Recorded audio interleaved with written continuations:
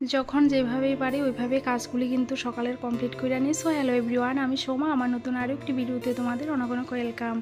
কাজগুলি কমপ্লিট করে নিই। তো আজকের দিনটা ছিল কিন্তু মঙ্গলবার, আর এখন সময় সকাল ঘড়িতে 6টার মতো বাজে। আজকে অনেকটা সকালবেলায় কিন্তু উঠছি। আমার মঙ্গলবারের ছোট্ট একটা গল্প তোমাদের সাথে শেয়ার করি। ঘুম থেকে উঠছি কিন্তু আজকে 5টা বাজে। অ্যাকচুয়ালি আজকে কয়েকদিন ধরে ঘুম থেকে উঠতে এতটাই দেরি হয়, আর সকালবেলা কাজকর্মগুলি একদম সব লেটে লেটে হয়, আর শরীরটাও ভালো লাগে না। আর যদি সকালবেলা উঠি শরীরটাও হালকা থাকে, কাজগুলি তাড়াতাড়ি হয়ে যায়। আমার ছোট্ট বাবা কিন্তু এখনও আজকে ঘুমাইতেছে, যেহেতু ওর এক্সাম চলতেছে। স্কুলের টাইমটা একটু পরিবর্তন, মানে 1 ঘন্টা টাইম পরিবর্তন আর কি। আগে যাইতো মনে করো 8:45-টার দিকে স্কুল গাড়িতে উঠাই দিয়াইতাম আর কি, আর এখন 9:45-টার দিকে দিয়াইতে লাগে। একটা টাইমে থাকে, যার কারণে বাবারিয়া মানে আমার সমস্ত কাজ কিন্তু কইরা সারিয়ে কিন্তু বাবারিয়া আরামসে দিয়ে যায়। কিন্তু আমি ওই দেরিতে যে ঘুম থেকে উঠি ওইটার লিগে আমার নিজেরও লেট, বাবার যদিও লেট হয় না কিন্তু আমার কাজকর্মে লেট হয়ে যায়, একটা হয়েছে ব্যাপার। তো যাই হোক, আজকে কিন্তু আমার ঘর দোরগুলি পরিষ্কার করে আবার মুছাও নিছি। তারপরে কিন্তু আমার বাবারই উঠাইছি, বাবারই 7টার দিকে উঠাইয়া বাবারই কিন্তু আবার পড়াইতেও বসাইছি। তো এদিকে দেখো আমি কিন্তু তোমার ঘর দোরগুলি এখন শুয়ে নিছি। আর প্রত্যেকটা রুম সোড়া প্রত্যেক দিন তোমাদের সাথে শেয়ার করা আমার কোনো সময় হয়ে ওঠে না, যেহেতু ভিডিওটা অনেকটাই লেন্দি হয়ে যাবে। আর এখন তো তোমার বড় ভিডিও কেউই দেখতে চায় না, এর লিগা মানে যতটুকু পারি অতটুকু তোমাদের সাথে শেয়ার করি।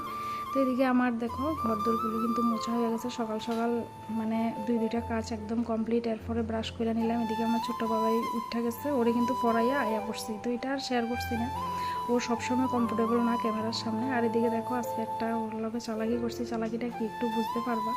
আমি নিয়ে আনিছি লেবু চা, আর এরও বয়া দিছি, কিন্তু অ্যাকচুয়ালি তো চা ভালো পায় না, মানে দুধের চা হলে একটু খাইব, কিন্তু লেবু চাটা তো মুখও দিত না। তো আমি কি করছি, সকালবেলা যেহেতু আমি সকালে উঠে গেছি, ভাত রান্না করে নিয়েছিলাম, আবার সয়াবিন ভাজি করে নিয়েছিলাম।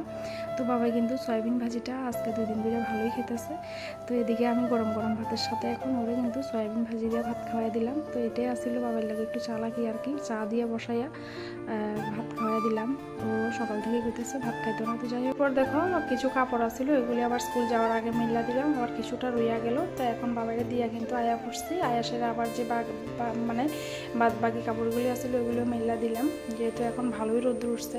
এমন রৌদ্র এমন গরম, এতদিন বৃষ্টি বৃষ্টি ভালো লাগতেছে না, একটু রোদ এমনি দেখা পাই, আর এখন রৌদ্রটা সহ্য করতে পারতাছি না। তো এখন আমি উঠানটা ঝাড় দিয়ে নিতেছি। আমার 2 সাইডের উঠানটা কিন্তু ঝাড়ু দেওয়া হয়ে গেছে, আর উঠান ঝাড়ু দিতে আমার খুব কষ্ট হয়েছে।